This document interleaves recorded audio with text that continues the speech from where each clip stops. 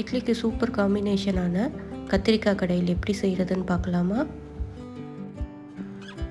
இது செய்கிறதுக்கு நான் ஒரு பெரிய வெங்காயம், 3 பச்சை மிளகாய், 4 பல் பூண்டு, 2 தக்காளி, 7 கத்திரிக்காய் மீடியம் சைஸில் கட் பண்ணி வச்சுருக்கேன். இதே மாதிரி 2 உருளைக்கிழங்க தோல் சீவிட்டு மீடியம் சைஸில் கட் பண்ணி கொஞ்சமாக தண்ணி விட்டு குக்கரில் எல்லாத்தையும் ஒன்றா சேர்த்துக்கலாம்.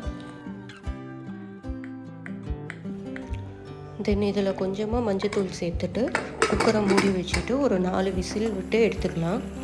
இப்போ குக்கரில் இருக்க வேக வச்ச தண்ணியை தனியாக எடுத்து வச்சுட்டு பருப்பு மத்து வச்சு இதை நல்லா மசிச்சுக்கிறேன். இதில் தேவையான அளவு உப்பும் சேர்த்துக்கோங்க. இப்போ இதை நல்லா மசிஞ்சதுக்கப்புறம் அந்த தண்ணியையும் இதிலேயே சேர்த்து கலந்துக்கலாம்.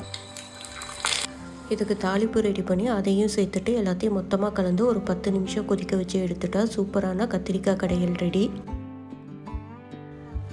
இந்த வீடியோ உங்களுக்கு பிடிச்சிருக்கோன்னு நம்புகிறேன். பிடிச்சிருந்தால் லைக் பண்ணி சப்ஸ்கிரைப் பண்ணிக்கோங்க. உங்களை நெக்ஸ்ட் வீடியோவில் மீட் பண்ணுறேன். தேங்க்ஸ் ஃபார் வாட்சிங்.